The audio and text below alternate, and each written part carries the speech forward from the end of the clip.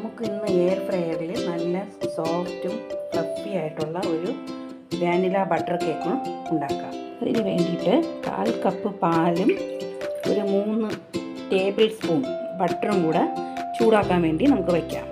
Room ടെമ്പറേച്ചറിലുള്ള 2 മുട്ടയും 1 table spoon vanilla എസൻസും whisk ഉപയോഗിച്ച് നന്നായിട്ട് ബീറ്റ് ചെയ്യണം. ഇതിൻ്റെ കൂടെ തന്നെ നമുക്ക് ഒരു 1/4 കപ്പ് പഞ്ചസാര പൊടിച്ചത് കുറേശ്ശെ ഇട്ട് ഒന്ന് ബീറ്റ് ചെയ്തെടുക്കാം. ശേഷം ഒരു അരിപ്പ വെച്ച് കൊടുത്ത് അതിൽ 1/4 കപ്പ് മൈദ, 1 ടേബിൾ സ്പൂൺ ബേക്കിംഗ് പൗഡർ, ഒരു പിഞ്ച് ഉപ്പ് ഇത്രയും ഇട്ട് നന്നായിട്ട് അരിച്ച് ഇതിലോട്ട് ഇടണം. അരിച്ചെടുത്തതിന് ശേഷം നമുക്ക് ഇതുപോലെ ഇങ്ങനെ ഫോൾഡ് ചെയ്ത് എടുക്കാം.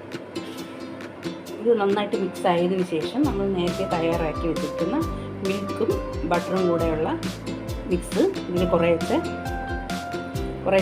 ഒഴിച്ചു കൊടുത്ത് ഒന്ന് ഫോൾഡ് ചെയ്തെടുക്കാം.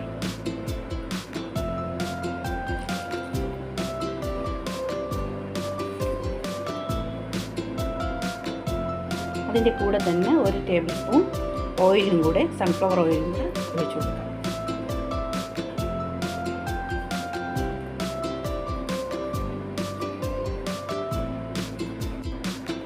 അതിനുശേഷം നമ്മൾ നേരത്തെ തയ്യാറാക്കി വെച്ചേക്കുന്ന ബട്ടർ പുരട്ടി അതിൻ്റെ പുറത്ത് ഒരു ബട്ടർ പേപ്പർ ഇട്ട് അതിൻ്റെ പുറത്ത് ബട്ടറും പുരട്ടി ആ ട്രേയിലോട്ട് ഒഴിച്ചു കൊടുക്കാം.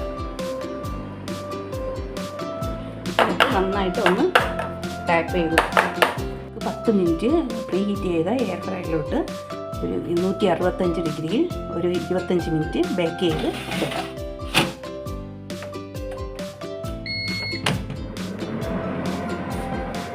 കറക്റ്റ് 25 മിനിറ്റ് ആയപ്പോഴത്തേക്കും കേക്ക് റെഡിയായി.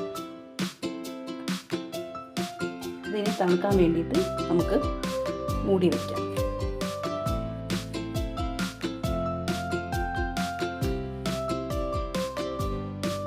ഇത് നന്നായിട്ട് തണുത്തതിന് ശേഷം നമുക്ക് ഡീമോൾഡ് ചെയ്തെടുത്ത്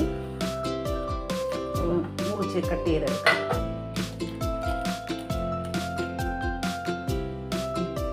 നല്ല സോഫ്റ്റ് ആയിട്ടുള്ള കേക്ക് ഇവിടെ റെഡിയായി. Vanilla butter cake. ഇത് നമുക്ക് വൈകുന്നേരം ചായയുടെ കൂടെയൊക്കെ കഴിക്കാൻ പറ്റിയ നല്ല ഒരു കേക്കാണ്.